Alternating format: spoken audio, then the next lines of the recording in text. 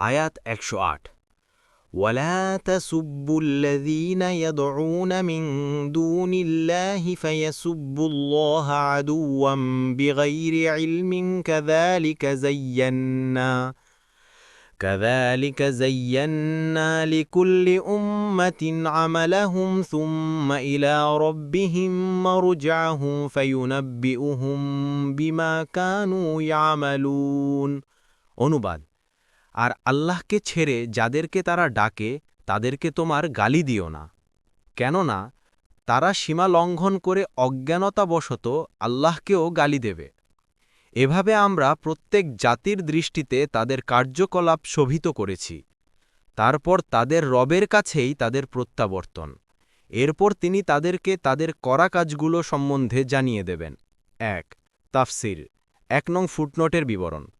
আলোচ্য আয়াতটি একটি বিশেষ ঘটনা সম্পর্কে নাজিল হয়েছে।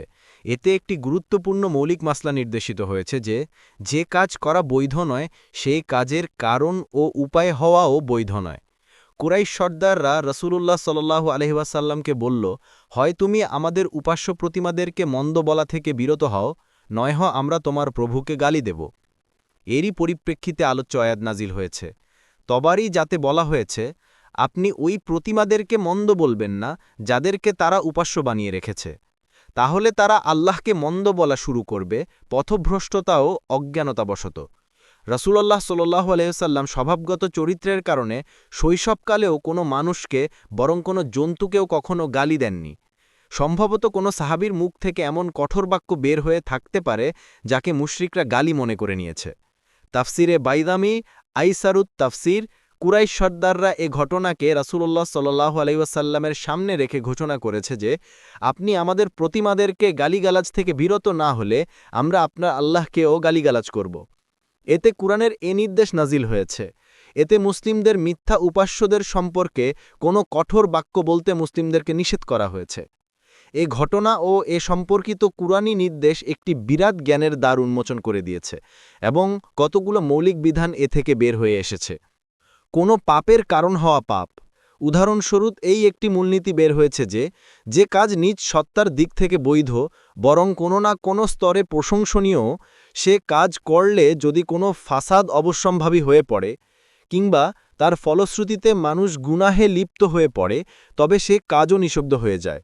কেননা মিথ্যা উপাস্য অর্থাৎ প্রতিমাদেরকে মন্দ বলা অবশ্যই বৈধ এবং ঈমানী মর্যাদা বোধের দিক থেকে দেখলে সম্ভবত সওয়াব ও প্রশংসনীয়ও বটে।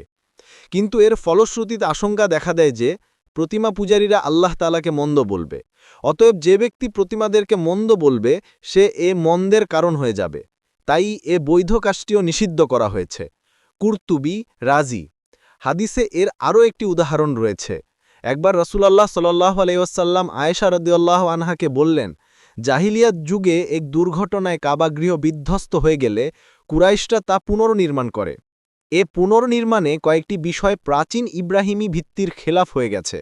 প্রথমত, কাবার যে অংশকে হাতিম বলা হয় তাও কাবা গৃহের অংশ বিশেষ ছিল, কিন্তু পুনর্নির্মাণে অর্থাভাবের কারণে সে অংশ বাদ দেয়া হয়েছে। দ্বিতীয়ত, কাবা গৃহের পূর্ব ও পশ্চিম দিকে দুটি দরজা ছিল, একটি প্রবেশের এবং অপরটি প্রস্থানের জন্য নির্দিষ্ট ছিল। জাহিলিয়াত যুগের নির্মাতারা পশ্চিমের দরজা বন্ধ করে একটি মাত্র দরজা রেখেছে। এটিও ভূপৃষ্ঠ থেকে উচ্চ স্থাপন করেছে যাতে কেউ তাদের ইচ্ছার বিরুদ্ধে কাবাগৃহে প্রবেশ করতে না পারে। রাসূলুল্লাহ সাল্লাল্লাহু আলাইহি ওয়াসাল্লাম তাকে বলেন, আমার আন্তরিক বাসনা এই যে কাবাগৃহের বর্তমান নির্মাণ ভেঙে দিয়ে সম্পূর্ণ ইব্রাহিম আলাইহিস সালামের নির্মাণের অনুরূপ করে দেই। কিন্তু আশঙ্কা এই যে তোমার সম্প্রদায় অর্থাৎ আরব জাতি নতুন মুসলিম হয়েছে। কাবাগৃহ বিধ্বস্ত করলে তাদের মনে বিরূপ সন্দেহ দেখা দিতে পারে। তাই আমি আমার বাসনা মুলতবি রেখেছি। এ ব্যাপারে দেখুন মুসলিম ১৩৩৩। এটা জানা কথা যে কাবাগৃহকে ইব্রাহিম আলাইহিস সালামের ভিত্তির অনুরূপ নির্মাণ করা একটি ইবাদত ও সওয়াবের কাজ ছিল, কিন্তু জনগণের অজ্ঞানতার কারণে এতে অনিষ্ট আজ করে রাসূলুল্লাহ সাল্লাল্লাহু আলাইহি ওয়াসাল্লাম এ পরিকল্পনা ত্যাগ করেন।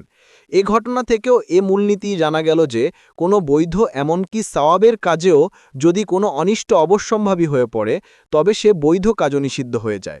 কোনো মুফাসসির এখানে একটি আপত্তির বিষয় উল্লেখ করেছেন, তা এই যে আল্লাহ তাআলা মুসলিমদের উপর জিহাদ ফরজ করেছেন। যার অবশ্যম্ভাবী পরিণতি হল এই যে কোনো মুসলিম কোনো কাফেরকে হত্যা করলে কাফেররাও মুসলিমদেরকে হত্যা করবে। অথচ মুসলিমকে হত্যা করা হারাম। এখানে জিহাদ মুসলিম হত্যার কারণ হয়েছে। অতএব উপরোক্ত মূলনীতি অনুযায়ী জিহাদও নিষিদ্ধ হওয়া উচিত। এমনিভাবে আমাদের প্রচারকার্য, কোরআন তেলাওয়াত, আজান ও সালাতের প্রতি অনেক কাফের ব্যঙ্গ বিদ্রুপ করে। অতএব আমরা কি তাদের ভ্রান্ত কর্মের দরুন নিজ ইবাদাত থেকেও হাত গুটিয়ে নেব? এর জবাব এই যে একটি জরুরি শর্তের প্রতি উপেক্ষা প্রদর্শনের ফলে এই প্রশ্নের জন্ম হয়েছে। শর্তটি এই যে ফ্যাসাদ অবশ্যম্ভাবে হওয়ার কারণে যে বৈধ কাজটি নিষিদ্ধ করা হয় তা ইসলামের উদ্দিষ্ট ও জরুরি কর্মসমূহের অন্তর্ভুক্ত না হওয়া চাই। যেমন মিথ্যা উপাস্যদের মন্দ বলা, এর সাথে ইসলামের কোনো উদ্দেশ্য সম্পর্কযুক্ত নেই। এমনিভাবে কাবা গৃহের নির্মাণকে ইব্রাহিম আলাইহিসসালামের ভিত্তির অনুরূপ করার উপরও ইসলামের কোনো উদ্দেশ্য নির্ভরশীল নয়। তাই এগুলোর কারণে যখন কোনো ধর্মীয় অনিষ্টের আশঙ্কা দেখা দিয়েছে তখন এগুলো পরিত্যক্ত হয়েছে। পক্ষান্তরে যে কাজ স্বয়ং ইসলামের উদ্দেশ্য কিংবা কোনো ইসলামী উদ্দেশ্য যার উপর নির্ভরশীল, যদি বিধর্মীদের ভ্রান্ত আচরণের কারণে তাতে কোনো অনিষ্ট দেখা দেয়, তবু এ জাতীয় উদ্দেশ্যকে কোনো অবস্থাতেই পরিত্যাগ করা হবে না, বরং এরূপ কাজ স্বস্থানে অব্যাহত রেখে যতদূর সম্ভব অনিষ্টের কাজ বন্ধ করার চেষ্টা করা হবে।